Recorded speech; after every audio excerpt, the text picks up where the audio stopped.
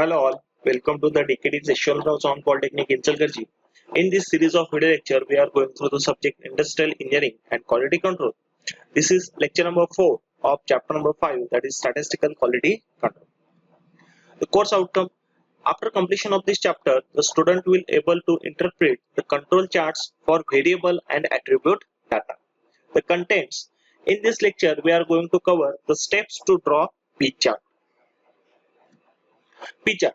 P chart are usually used for to find out average proportion of defective parts from inspected parts over period of time. Means P chart कशासाठी वापरणार आहे की average proportion defective काढण्यासाठी किंवा एका lot मध्ये एका group मध्ये किती नंबर ऑफ पार्ट्स डिफेक्टिव्ह आहेत आणि समजा मी दिवसभरात समजा एक 6 ग्रुप चेक करत असेल एका ग्रुप मध्ये फॉर एक्झाम्पल एक 500 जॉब आहे आणि 500 जॉब मध्ये मी काय करतोय की number of defective part find out करतोय तसं आपण एक 6 ग्रुप केले तर 6 ग्रुप मधला एव्हरेज डिफेक्टिव्ह किंवा एव्हरेज प्रोपोर्शन ऑफ डिफेक्टिव्ह किती आहे समजा 500 एका ग्रुप मध्ये 500 जॉब आहे त्यामधले समजा 10 डिफेक्टिव्ह पार्ट निघाले दुसऱ्या ग्रुप मध्ये 500 आहे त्यामध्ये 10 म्हणजे असं प्रत्येकाचं समजा डिफेक्टिव्ह पार्टचा एव्हरेज जर काढलं तर आपल्याला पी चार्ट मध्ये कळणार आहे over period of time. Second, to bring the attention of the management any changes in quality level. म्हणजे समजा डिफेक्टिव्ह पार्ट्स जर जास्त निघाले एका ग्रुप मध्ये डिफेक्टिव्ह पार्ट जास्त निघाले तर त्या ग्रुप मध्ये किंवा त्या लॉट मध्ये काय प्रॉब्लेम आहे ते प्रॉब्लेम फाइंड आउट करून त्याची क्वालिटी इम्प्रूव्हमेंट करण्यासाठी मॅनेजमेंटचं अटेन्शन त्यामध्ये जाणार आहे. Next, to find out the causes behind the defect. म्हणजे डिफेक्टच्या मागे कारण काय आहे ते पण फाइंड आउट करण्यासाठी पी चार्टचा यूज केला जाणार आहे. Steps to draw P chart. Step 1, record the data of each subgroup on number of inspected parts and number of defective parts.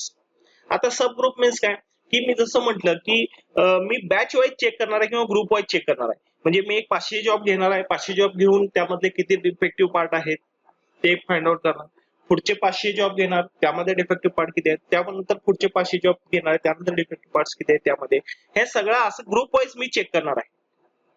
त्यामुळे प्रत्येक ग्रुपचं साईज आणि डिफेक्टिव्ह पार्ट आपल्याला फाइंड आउट करायचं आहे. मग आता समजा मी 500चा ग्रुप केला तर त्यामध्ये डिफेक्टिव्ह पार्ट किती आहेत त्यानंतर अनेक 500चा ग्रुप केला त्यामध्ये किती डिफेक्टिव्ह पार्ट आहेत हे रेकॉर्ड करणार आहे. स्टेप 1 काय आहे record the data of each sub group. म्हणजे सब ग्रुप म्हणजे काय 500 जो मी ग्रुप करतोय त्याला म्हणणार subgroup. Record the data of each subgroup on number of inspected parts and number of defective parts. Step 2, calculate the fraction defective of each sub. मग आता fraction defective कसं calculate करणार P is equal to number of defective parts in subgroup divided by number of inspected parts in subgroup. Means आता समजा मी 500चा एक group घेतला 500चा एक subgroup घेतला तर 500 काय झाले number of inspected parts in subgroup आणि त्यामध्ये समजा 500 मध्ये 10 डिफेक्टिव्ह पार्ट निघाले तर मग त्याची व्हॅल्यू किती येणार P ची value 10 divided by 500. 10 divided by 500 म्हणजे P ची व्हॅल्यू कसं फाइंड आउट करणार आहे P is equal to number of defective parts in subgroup divided by number of inspected parts in subgroup. This is a step 2. Step 3, calculate P bar the average fraction defective. मग P bar आता आपल्याला find out करायचं मग P bar is equal to काय total number of defective parts divide by total number of inspected part.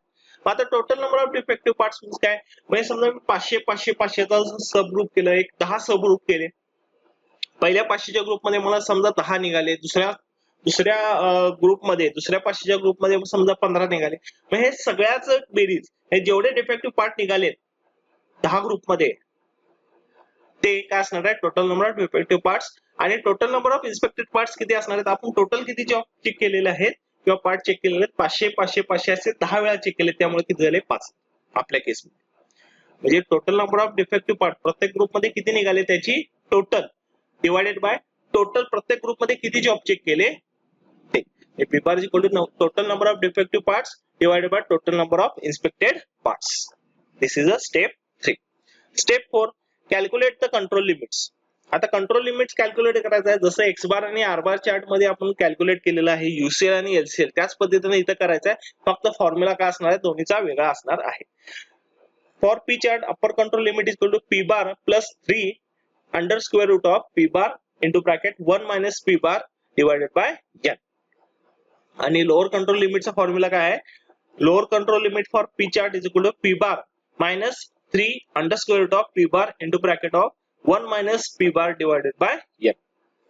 मग n काय आहे? n is equal to total number of job inspected divided by total number of group.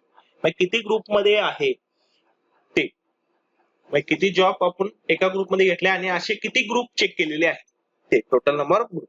means n is equal to total number of job inspected divided by total number of group. This is step 4. Step 5, plot P chart. While plotting the chart, the center line should be drawn solid horizontal line. The UCL line and LCL line should be shown by dotted line. Step 5 मध्ये काय करायचं, actual आपल्याला P chart draw करायचा आहे आणि UCL line आणि LCL line कसं दाखवायचं, डॉटेड लाइन, आणि सेंटर लाइन जी आहे ती कशी दाखवायची आहे, सॉलिड लाइन ने दाखवायची आहे. Step 6, drawing preliminary conclusion from the control chart. When all points fall inside limit, its mean process is in control. If they fall outside, process in out of control. म्हणजे जे points आहेत ते LCL आणि LCL च्या किंवा limit मध्ये असतील तर काय होणार आहे, प्रोसेस इज इन कंट्रोल असणार आहे. जर समजा एक पॉइंट जरी बाहेर गेला लिमिटच्या तर प्रोसेस काय आहे, out of control. This is example of P chart. Construct a P chart using data given. There are 10 samples of shaft taken for inspection. Draw P chart and state whether process is under control or not from the data given under. आता 10 samples means काय, 10 group घेतलेले आहेत आणि 10 group मध्ये किती आहेत, 200 job आहेत किंवा 200 प्रोडक्ट. आता तुम्ही जर इथं बघितला तर हा फर्स्ट सॅम्पल झाला, second sample, third, fourth, fifth, sixth, 7, 8, 9 आणि 10 असे 10 सॅम्पल्स आहेत. म्हणजे 10 ग्रुप आहेत. मग प्रत्येक ग्रुप मध्ये सब ग्रुप मध्ये 200 जॉब चेक केलेले आहेत आणि 200 जॉब चेक करून त्यामध्ये पहिल्या 200 जॉब मध्ये 12 डिफेक्टिव्ह आहेत किंवा प्रोडक्ट डिफेक्टिव्ह प्रोडक्ट आहेत. दुसऱ्या 200 प्रोडक्ट मध्ये 4 डिफेक्टिव्ह प्रोडक्ट आहेत. तिसऱ्या सॅम्पल मध्ये किंवा ग्रुप मध्ये 8 प्रोडक्ट डिफेक्टिव्ह आहेत. असे हे काय केलेले टेबल आहे, हा टेबल आहे ज्यावरून आपल्याला काय करायचं आहे, पी चार्ट काढायचा आहे. First step, record the data of each subgroup on number of inspected parts and number of defective parts. म्हणजे तो टेबल जो आहे हा टेबल काय केला, रेकॉर्ड केलाय की प्रत्येकामध्ये 200 जॉब, प्रत्येक सॅम्पल मध्ये 200 प्रोडक्ट चेक केलेत आणि त्यामध्ये किती प्रोडक्ट डिफेक्टिव्ह आहेत ते आपण रेकॉर्ड केलेलं आहे. Next step, calculate the fraction defective P of each subgroup. मग आता प्रत्येक ग्रुपचं किंवा प्रत्येक सॅम्पल मध्ये जे 200 जॉब चेक केलेत आणि त्यानंतर त्यामध्ये जे डिफेक्टिव्ह पार्ट निघालेत त्याचं काय करायचं आहे, प्रत्येकाचं फ्रॅक्शन डिफेक्टिव्ह पी कॅल्क्युलेट करायचा आहे. P is equal to number of defective parts in subgroup divided by number of inspected parts in subgroup. आता फर्स्ट सॅम्पल मध्ये किंवा फर्स्ट ग्रुप मध्ये डिफेक्टिव्ह पार्ट किती आहेत, 12 आणि जॉब किती चेक केले किंवा प्रोडक्ट किती चेक केले, 200. म्हणजे P1 काय झाला, 12 divided by 200 is equal to 0.06. तसंच सेकंड सॅम्पल किंवा सेकंड ग्रुपचं P2 is equal to काय केलेलं आहे, number of defective 4 divided by total number किंवा नंबर ऑफ प्रोडक्ट्स किती आहेत, 200. तसं कॅल्क्युलेट केलाय 4 divide by 200 is equal to 0.0. त्याच पद्धतीने P3, P4, P5 कॅल्क्युलेट करायचं आहे. आता त्याच पद्धतीने इथं P ची व्हॅल्यू, P1, P2, P3 ची व्हॅल्यू या रो मध्ये टाकलेली आहे. Step 3, calculate the P bar, the average fraction defective. आता P बार कसं कॅल्क्युलेट करणार, total number of defective products divide by total number of inspected product. P bar is equal to total number of defective products divide by total number of inspected product. म्हणजे सगळे जे part product defective आहेत त्यांची summation किंवा त्यांची बेरीज 12 अधिक 4 अधिक 8 अधिक 3 असं काय केलेलं आहे, ऍडिशन केलेली आहे, divided by 200 plus 200 plus 200 means काय, total number of inspected product. आता P बार ची व्हॅल्यू किती येणार आहे, 0.031. Step 4, calculate the control limits UCL and LCL. आता UCL आणि LCL कॅल्क्युलेट करण्यासाठी फॉर्म्युला दिलेला आहे.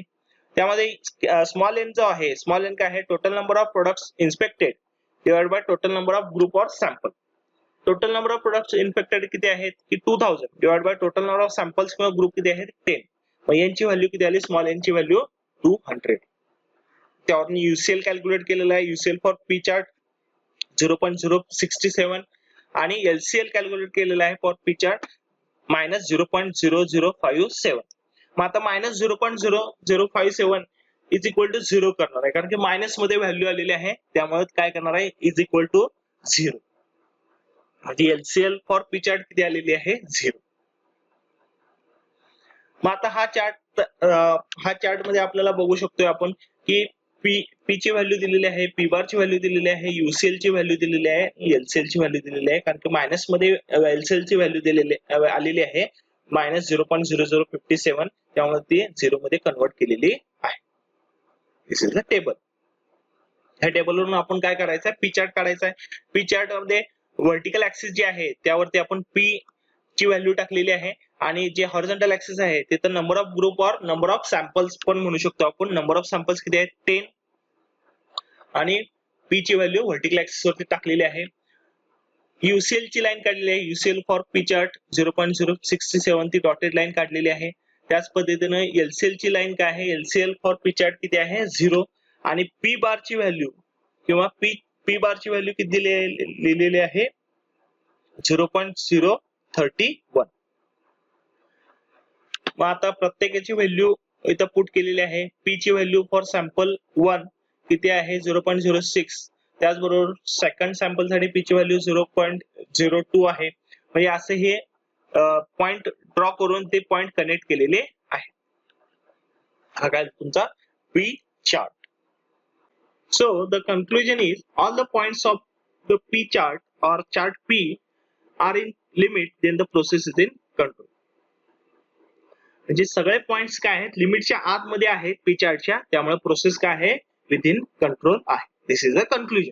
In this lecture we gone through the steps to draw the P chart. Thank you all.